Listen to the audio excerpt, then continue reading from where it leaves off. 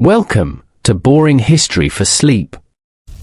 Tonight, we invite you to step into a world long forgotten by time, a world of quiet hardship, simple living, and long, bitter winters. A world where the sun rose late and set far too early, where warmth was a fleeting memory and the cold was a constant companion. A world where survival was not a guarantee. Tonight, we journey back to the medieval world, to a time before electricity, before central heating, before hot water came from a faucet, or thick blankets arrived in the mail. This is why medieval winters were brutal. But don't worry. You are not there. You are here, safe, warm, and still. Wrapped up in your blankets, protected from the wind, with nothing at all to do except close your eyes and listen to a story from the past. Let the chill of history roll gently across your thoughts like a fog drifting over an empty field. Let your mind slow down, let your breath settle. We are going far away now, away from the modern world, away from traffic and time and glowing screens. We are walking down a long, frozen path, through bare trees, under a pale sky, where the air smells of smoke, and wood, and snow. We pass through ancient woods, through creaking branches heavy with frost, until we arrive at a tiny village. The roofs are thatched, the doors wooden and weathered, smoke curls from crooked chimneys, and every footstep crunches in the hard, icy ground. It is winter in the medieval world. A world where time moves slowly, like candle wax dripping in the dark. Here, life follows the rhythms of nature, and in winter, nature sleeps. But this sleep is not peaceful. It is survival. When the last harvest is done, when the final apples are picked, the people prepare for the long stretch ahead. Days shrink. Shadows grow. The cold presses against walls made of wattle and daub as wind seeps through every crack. There is no glass in the windows. Just thin animal skins or shutters to keep out the worst of the frost. You can hear it now, the groaning of wood, the moan of the wind outside, as if the earth itself is sighing. Inside the home, the hearth glows dimly. Smoke lingers in the air. The family huddles together near the fire, wrapped in wool, wrapped in silence. They speak softly, if at all. Food is rationed. There is no feast. Only what was stored, and hopefully not spoiled. And as the night stretches on, they wait. Wait for the sun to rise just a little earlier. Wait for the snow to melt. Wait for spring. But spring is a lifetime away. For now, they live in the cold. And we, in our warmth, can simply listen. So settle in now, deeper and deeper. Let the story unfold like frost on a window pane, slow, intricate, and quiet. Let yourself drift as we begin our journey. Through the frozen fields, the dark forests, the echoing stone halls, and the windswept roads of the medieval winter. A time when the cold was constant and history was anything but kind. This is the beginning of why medieval winters were brutal. Before the frost arrived, before the first flake of snow settled on the fields, there was a quiet sense of urgency. The medieval year was a wheel. A great circle, turning with the seasons, and as summer faded into autumn, the spokes of that wheel began to turn a little faster and a little colder. For those living in the countryside, which was most people, the coming of winter meant one thing above all else: preparation. There were no supermarkets, no delivery wagons rumbling through cobbled streets. There was only the earth, and whatever it had yielded during the warmer months. So, the final weeks of autumn were filled with work. Endless, necessary, exhausting work. In the fields, the grain was threshed, separating the edible wheat from the tough, useless chaff. This was done with flails, long, jointed sticks, rhythmically pounded on the sheaves of grain, again and again. The sound of flails echoed through villages. A dull, hollow rhythm, like a heartbeat against the earth. In the orchards, apples were plucked and carefully stored, wrapped in straw, placed in cool, dry corners where they would hopefully keep through the long dark. Carrots, turnips, onions, and parsnips were dug from the soil and packed into root cellars, buried in sand or straw to prevent the creeping bite of frost. Cabbages were hung upside down in barns. Beans were dried and tied in bundles. Herbs were strung above the hearth, to dry slowly in the rising heat. Everything had to be done by hand, slowly, methodically. Every piece of firewood was split with an axe. Every log hauled by arm or cart. Families worked together, children gathering kindling, elders mending blankets or sharpening blades. In the barns, animals were brought in from the pastures. The cows, the pigs, the chickens, all housed close to the home, if possible. Not just for their safety, but because their body heat helped warm the nearby living quarters. The air inside those small cottages was thick. Thick with smoke, with straw, with damp wool and the scent of animals. And still, it was cold. Even before the snow came, the cold crept in. People watched the skies carefully. They read the signs in the trees, in the winds, in the behavior of birds. A sudden silence in the woods might mean a storm was coming. A sharp shift in the wind might signal the first frost. There were no forecasts, only instinct. Only memory. Passed down through generations. Gather the last of the berries, a mother might say. Turn the soil once more, an old farmer might mutter. Winter will come early this year. And sometimes, it did. Sometimes, the frost arrived before the grain was dried, before the onions were pulled from the ground. Sometimes, the rains came too heavy, and the stored hay mold in its stacks. Sometimes, the pigs grew too thin to butcher. Or the chickens stopped laying before the eggs could be preserved. In such years, there would be hunger. Because everything depended on autumn. A good autumn could mean survival. A poor one could mean starvation. But once the work was done, once the fields were empty, the animals penned, the carts stored and the doors shuttered, there was nothing to do but wait. Wait for the cold. Wait for the dark. Wait for winter. And so, the people waited. They sat by the fire spinning wool, mending clothes, praying quietly to whatever saints they believed watched over the seasons. They told stories. They whispered old folk tales of spirits in the snow, of wolves in the woods, of creatures that walked the icy roads.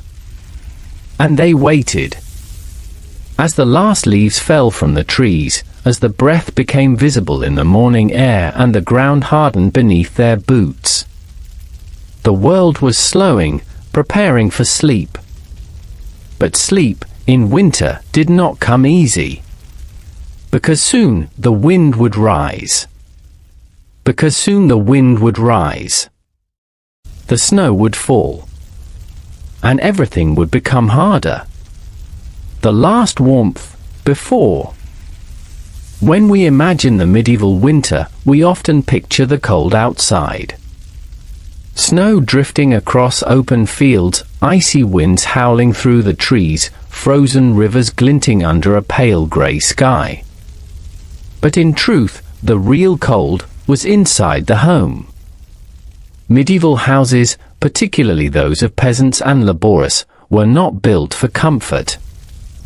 They were built with what was nearby. What was cheap? What could be shaped by hand and joined with mud and straw? The most common rural home was a humble structure of timber posts, with woven sticks in between, daubed with a mixture of clay, mud, animal dung, and chopped straw. Wattle and daub, they called it. It kept out the rain most of the time, and stood up to the wind unless the wind was strong. But it did not keep out the cold. Even the best sealed cottages had cracks. Gaps between timbers, uneven doors, broken shutters. In some homes, the roof was little more than thatch, dry bundles of reeds or straw, layered thick but not impenetrable. The wind would sneak in. And once it was in, it stayed. There was one source of heat in most homes: the fire. It sat in the center of the main room, sometimes in a crude hearth made of stone, sometimes just on a patch of cleared earth, a blackened space that hissed with wood and ash. The fire had many jobs. It cooked the food, boiled the water, dried the clothes, lit the room, and warmed the people. But it was small, and wood was scarce. Fires could not burn all day. Not when wood had to be chopped, hauled, and hoarded like treasure. So the fire was lit only when it was needed. In the early morning, to chase away the frost. In the evening, to cook the stew. Then it was banked, covered in ash, and left to smoulder through the night. Smoke filled the room. There was no chimney. Not in the homes of most villagers. Just a smoke hole in the thatch above the fire, if that. Smoke stung the eyes. Clung to the walls. Colored every piece of cloth in shades of gray. It made the air heavy. Hard to breathe. But it also helped preserve the thatch, and even killed off certain insects. So they tolerated it. They sat in the smoke, wrapped in layers of wool and linen. Children huddled near their mothers, old men leaned close to the flames, coughing gently. The floor beneath them was cold and hard. Packed earth, swept daily with a bundle of twigs. Sometimes straw was scattered to soften the tread or keep things dry. But the straw had to be changed, or it grew mouldy. Above their heads were the rafters, thick with hanging herbs, strips of drying meat, bundles of garlic, and coils of rope. And maybe, just maybe, a small loft where children slept. If the home was large enough. But most families slept in one room. Together. Not for convenience, but for warmth. There might be a single bed, a low wooden frame stuffed with straw or hay. Maybe covered with rough spun sheets, or a woolen blanket, if they were lucky. Parents slept in the bed. Children curled on the floor nearby. And sometimes, animals came in too. Not just dogs or cats, but goats, chickens, even a small pig. They were brought in on the coldest nights. Their warmth was welcome. Their noises familiar. In the deep silence of winter, even the sound of snuffling hooves was comforting. The air inside the home always smelled of smoke, damp wood, sour wool, and the slow, simmering stew kept warm at the edge of the fire. Meals were simple. Thick porridge made from barley, or oatcakes cooked on a flat stone. Pottage, a kind of stew, with beans, onions, leeks, herbs, and if they had it, a little bit of meat. Salted or smoked. Sometimes only broth. Sometimes only bread. And if the bread had gone stale, they would soak it in broth. Every crumb, every drop, was precious. They ate slowly, silently, sitting close, eyes flickering in the firelight, listening to the wind scratching at the shutters. And when the meal was done, they cleaned what they could. They said their prayers, or repeated old rhymes passed down through generations, words to keep the darkness away. Then they slept. Fully clothed, wrapped in cloaks and scarves, bodies close together beneath heavy wool. The fire died down, and the night stretched long. So very long. 9, 10, sometimes 11 hours of darkness. No clocks. No lamps. Only the slow shifting of embers, and the occasional creak of the roof as snow piled high above. Dreams came and went, half-formed thoughts, prayers for a milder morning. Outside, the stars burned cold. Inside, the family slept. And the cold stayed with them. A quiet, inescapable guest. Food, famine, and the edge of hunger. Food was everything. It was survival, it was comfort, it was the line between life and death during a medieval winter. And unlike today, when we open a cupboard, or press a button, or make a list and walk into a grocery store. In the medieval world, winter food was what you had prepared. No more. No less. There were no imports from warmer countries. No fresh tomatoes in December. No bananas. No coffee. No sugar. Only what had been grown, raised, preserved, or foraged before the frost arrived. So in November, the people waited and watched as their stores grew smaller and the cold grew stronger. Preservation was an art passed down carefully from generation to generation. Meat, if they had it, was salted. It was rubbed with salt until it wept liquid, then hung to dry in the cool air. Or smoked over smouldering wood. Long strips of bacon, curled and hard. Sausages strung across beams. Dried fish stacked in baskets. Eel, if the river had been generous. But meat was rare. A peasant family might slaughter one pig in the autumn and make it last for months. Every part was used. Nothing wasted. The blood was caught and cooked into black pudding. The fat was rendered into lard, kept in clay pots, and used for cooking. The stomachs and intestines were cleaned and stuffed. Bones were boiled for broth, and even the hooves could be used to make glue. The rich had better stores.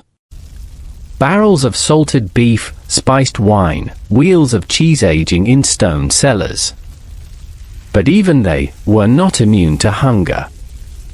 Crops could fail. Cellars could flood. Rats could sneak in. And snow could close the roads. Famine did not care for status. And famine was never far away.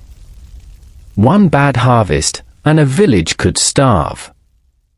A long winter, and the grain stores could run dry.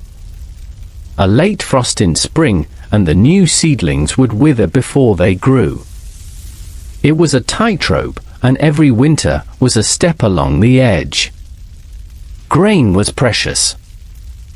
Wheat for the wealthy, barley and rye for the rest. Grain was ground into flour, if you could pay the miller. Bread was the staple of every meal, thick, dark, often sour. In some regions, peasants were forbidden from using the Lord's oven. They had to bake their own, on stones by the hearth, or inside clay domes built into the floor. Sometimes, if flour was short, they would stretch it with bark, or crushed acorns, or dried peas ground to a fine dust. These were known as famine breads. Hard, bitter, and barely edible. And when even that failed, people foraged. They scraped lichen from tree bark, boiled it into soups. They dug up roots, ate wild nettles, cooked moss. Some boiled leather from old shoes. Some made broth from bones they had already used, once, twice, 3 times. Children cried with hunger, and mothers told them to sleep. Sleep so they wouldn't feel it. And still, life went on. The body adapted. Belly shrank. Movement slowed. The senses dulled. People became thin, hollow, quiet. They dreamed of summer, of green fields, of berries and cream and bread with honey. And then, if they were lucky, the hunger passed. The days grew longer. The sun began to return. The snow turned to slush. And the first shoots of spring appeared. But many did not live to see it. Winter took its toll. The old, the sick, the very young. In some years, it was worse than others.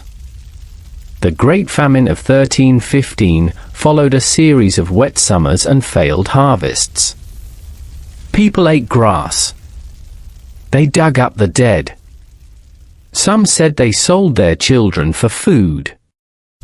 The records are few. And what we have is written in a cold, quiet hand. But hunger leaves little behind. It is not loud. It is not glorious. It is slow. It creeps in like the cold. And in the medieval winter, it was always near. So they prayed. To saints, to spirits, to old gods whose names were nearly forgotten. They whispered over their bowls. They clutched their beads. They waited. And always they hoped. Hope in the dark. That was winter. Illness, death, and the long night. As winter deepened, the world seemed to narrow. Paths disappeared beneath snow. Fields vanished beneath frost. And the human body became vulnerable. For in the medieval winter, it was not only hunger that threatened, but illness. The cold weakened the body, slowed the blood, dampened the lungs. A simple cough could become something worse. And there were no hospitals. No antibiotics. No warm clinics with clean beds and humming machines. Only herbal remedies. Old prayers. And the stubborn hope that the fever would break. Illness was not rare. It came with the cold. With the damp straw. The smoky air.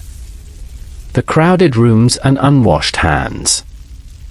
It crept through the village in silence, like a shadow just beyond the firelight.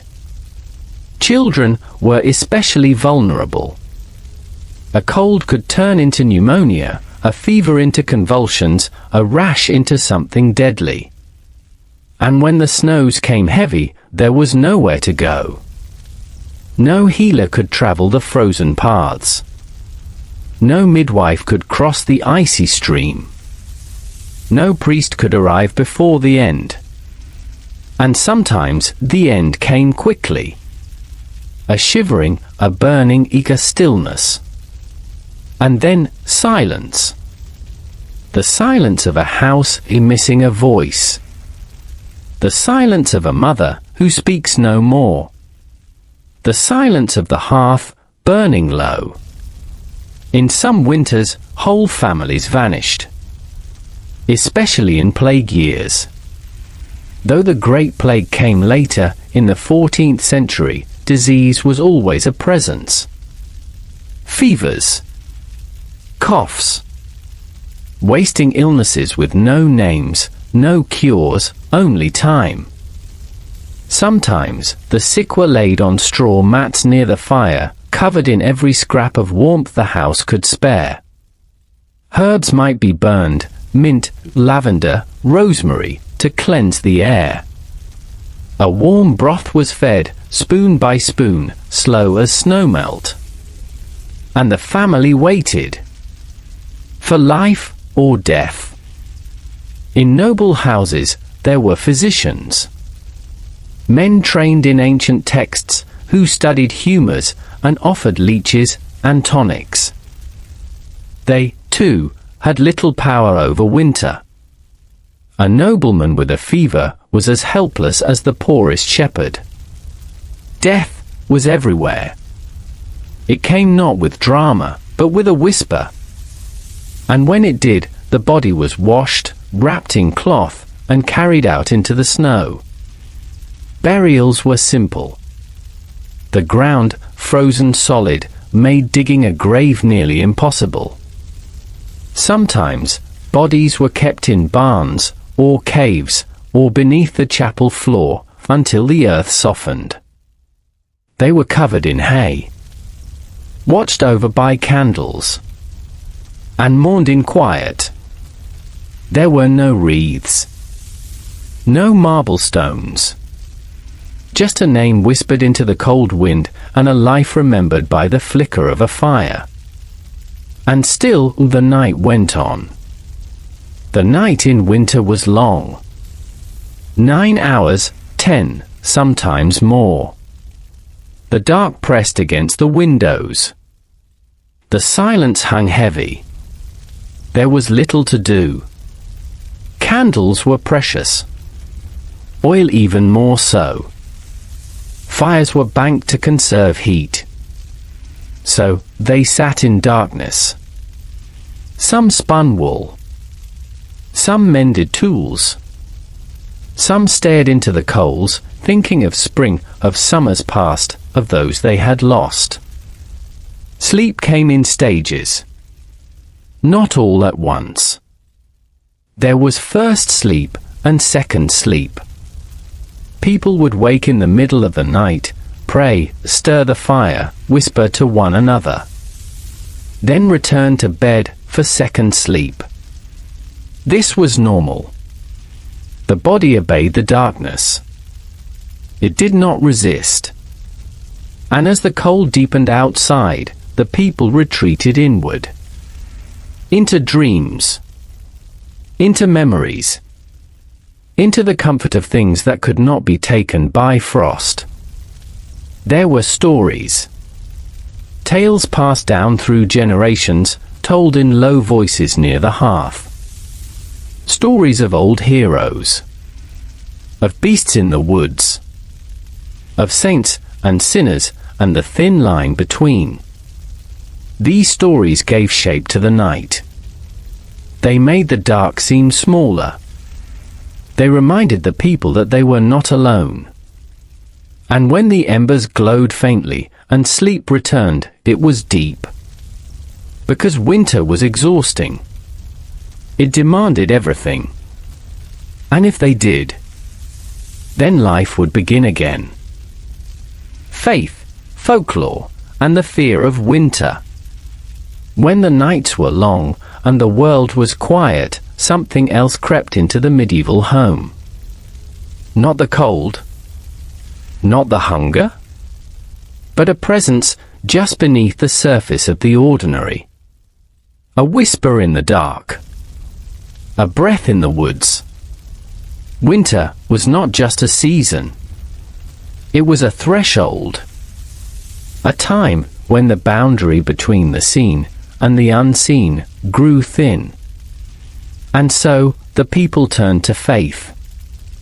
And to fear. Faith came in many forms. In churches, priests lit candles against the gloom. They read Latin prayers in cold stone chapels, where their breath rose like smoke, and the pages of the Bible turned stiff with frost. They preached endurance, penitence, and divine order. The cold was not just a weather pattern. It was a test. A punishment, perhaps. Or a refinement of the soul. Hardship made you holy. And the poor were closest to God. But beyond the church, beyond the walls of the abbey, there were older stories still. Older than Scripture. Stories passed from grandmother to grandchild, from hearth to hearth, whispered with care. Because winter was a dangerous time. Not only for the body, but for the spirit. The forest, in winter, was a different world. Silent. Watching. And in its depths, things waited. In the dark folds of European folklore, winter was a season of spirits. Of creatures that wandered in from the cold. The wild hunt, they said, galloped through the skies on stormy nights. A host of ghostly riders, led by a shadowed king, sweeping through the clouds in a blur of hooves and howling. To hear them was an omen. To see them was worse. And so, on blustery nights, people stayed indoors. Doors bolted. Windows shuttered. Fires burning just high enough to keep away what might pass by. There were other beings too. In Germanic lands, there was Frau Perchta, a winter goddess, or a witch, depending on the tale. She wandered from house to house during the 12 days of Christmas, checking whether children and servants had been good and whether work had been done. If they had been lazy, she was said to slit their bellies and stuff them with straw. A cautionary tale, perhaps. But still, offerings were left. Bits of food. Bowls of porridge. Just in case. Even in Christian households, these stories lingered. For belief in saints and Scripture did not erase the fear of spirits in the snow or creatures in the wood. They coexisted. Faith and folklore. Side by side. Prayers to Saint Nicholas and charms carved into door frames. Crosses drawn in ash. Sprigs of holly hung to ward off evil. It was all part of winter. Because winter was mysterious. The dark made everything uncertain. Shadows moved. Voices echoed strangely. People disappeared in snowstorms, or slipped through ice, or never came home from the woods. And when that happened, when someone was lost, people didn't always blame the cold. Sometimes, they blamed the old gods. The forest folk. The Fae. They lit candles at crossroads. They rang bells at dusk. They told stories to keep memory alive and to keep fear at bay. And sometimes, those stories helped. Because a story, even a frightening one, gives shape to the unknown. It draws a line between the natural and the supernatural. Between what we can explain and what we cannot. In winter, that line was very thin. And so, people watched the skies. They watched the woods. They walked carefully on moonless nights. And above all, they remembered. That winter was not just ice and snow. It was the time when the world changed shape. When spirits moved more freely. When the veil thinned. and belief in something larger became more than comfort. It became survival. Lords, castles, and winter in the manor. Not all people in the medieval winter suffered in the same way. For those born to wealth, to land, to names written in old Latin scrolls and embroidered on silk banners, the cold was different. Still cold, but quieter. Still hard, but softened by luxury. The lords, the ladies, the nobles of the land did not live in cottages with smoke-filled rafters and earth-packed floors. They lived in castles, in great stone halls built to endure, to defend, to tower above the countryside. But stone is not warm. And inside these castles, winter still found its way in. The walls were thick, but cold to the touch. Floors were made of flagstone, or wood, or rushes laid over dirt. Ceilings high and draughty. Windows were few, narrow, and covered with oiled cloth or thin panes of horn. Later, in wealthier castles, there was glass. But even that did little to stop the chill. Fires burned in great hearths, vast enough to walk into, with logs the size of a man's arm. Servants tended the flames day and night, feeding them, stirring them, banking them deep in ash. In the great hall, where the Lord dined, heat would rise toward the rafters and vanish. So they sat close to the flames. Tables were set with heavy cloths, trenchers of bread or wood, pewter goblets, glazed pitchers. Above, tapestries hung from the walls, not only for beauty, but to help hold the warmth in.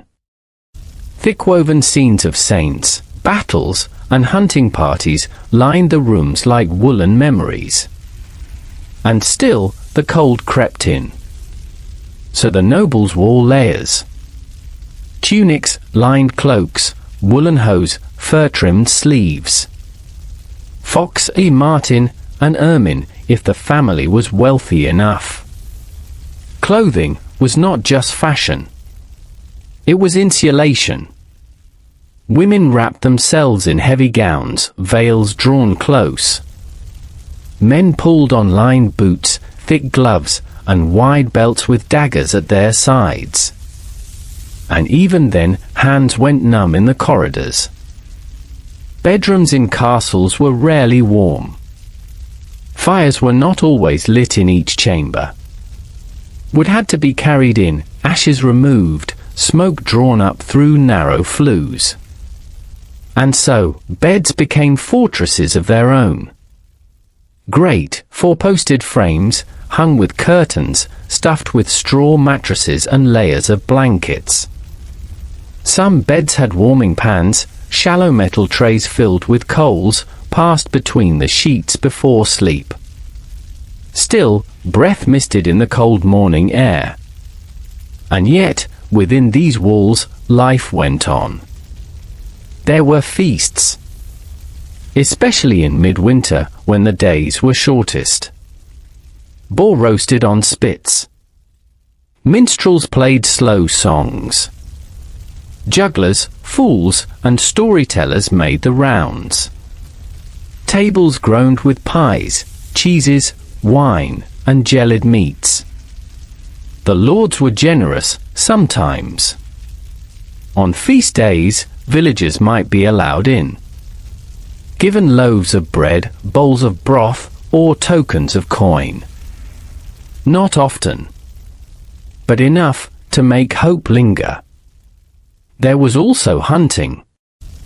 Even in winter, when the snow lay thick on the ground, and the trees stood bare, nobles mounted their horses, called the hounds, and rode into the forest. Hunting was not only sport, it was training. For war. For control. For status. To hunt was to rule. And in winter, when the prey was easier to track, the lords showed their prowess. Foxes. deer, wild boar, all brought back to the castle, flayed, dressed, and laid out for feasts. There were also games indoors: chess, dice, board games with ivory tokens, lessons in Latin or music, embroidery for noble women, scribes copied books by firelight, stewards counted grain, pages polished armor in the cold. Winter in a castle was busy, not desperate. Not like in the village, where every ember was counted, and every meal was the same. But even in these stone halls, people grew restless. The wind howled through towers. The cold cracked the mortar. The water in the basins froze. And so they told stories too. And they waited, just like the rest of the world, for the thaw. Community, chores, and the rhythm of winter days. Even in the heart of winter. Even when the frost clung to the windows. And the wind howled through the bare trees. Life continued. It slowed, yes. But it did not stop. Because even when the fields lay still and the soil was locked in ice, there was always something to be done. The medieval winter day had its own rhythm. Soft, slow, but steady. The sun rose late. In the deepest part of winter, the dawn might not come until well after the morning chores had begun. A faint grey light, barely enough to see by, creeping over the horizon like a shy visitor. And with it came work. The kind of work that warmed you because it had to. Tending the animals was first. The cows, if there were any, had to be milked. Even in the dark. Even in the snow. A wooden stool. Cold hands. A pail beneath a slow-dripping udder. The barn, or more often the lean-to shed, offered little protection from the wind. And yet, this was how the day began. After milking, came feeding. Hay for the cows and goats. Scraps and grain for the chickens. Whatever could be spared for the pig. Water had to be broken of its ice. Hooves checked. Pen swept. And then, if you were lucky, you returned inside, where the fire was just beginning to catch again, its glow fighting the chill that had settled overnight. Someone stirred the embers. Someone else prepared the porridge. Oats, if they had them. More often barley. Boiled slow, over the coals, thickened with yesterday's broth, or seasoned with wild herbs dried months ago. It was not a feast. But it was hot. And that was something. The day moved forward in soft steps. Children might spin wool. Mothers mended cloaks or stockings. Fathers carved tools or repaired fences when the weather allowed. Older villagers told stories, supervised, or simply sat by the hearth, listening. In wealthier villages, there were blacksmiths, coopers, weavers, and tanners. But in smaller hamlets, everyone did a little of everything. Chores were constant. Firewood had to be brought in. The floor restrawed. Pots scrubbed. Ashes carried out. And on the better days, if the sun was out, there might be washing. Not with soap as we know it, but with lye made from wood ash, mixed with warm water, poured over clothes spread on stones or boards. The stream, if not frozen, became the place for quiet labor. Hands red from the cold, cloth stiff and heavy. Even in snow, they washed. They mended. They repaired. Because everything had to last. And every object had a purpose. Nothing was thrown away. Not a worn cloak. Not a cracked cup. Not a broken comb. Each item repaired again and again. Inside the cottage, the rhythm of winter became a kind of music. The hiss of a pot over flame. The soft murmur of thread passing through cloth. The distant creak of snow shifting on the roof. And beneath it all, the quiet knowledge that this was how people had lived for centuries. Together. Not isolated, but bound to one another. In winter, community was more important than ever. Neighbors helped neighbors. One household might have spare apples, another, extra grain. One man could mend boots. Another, sharpen blades. There were shared fires. Shared stories. Shared burdens. And in the evenings, when the sky turned black again, and the stars blinked coldly over the fields, the villagers gathered. Sometimes just a family by the hearth. Sometimes more. Cups passed from hand to hand. Old songs hummed beneath breath. Laughter, low and slow, drifted through the smoke. And for a moment, the cold receded. Because winter was not just endured, it was lived through, together. Not with comfort, but with care. Not with plenty, but with presence. And every task, every quiet gesture, every simple act of keeping, was a defiance. A way of saying, we are still here. The snow may fall. The night may stretch long. But within these walls, the heart of life still beats. Slow. Steady. Strong.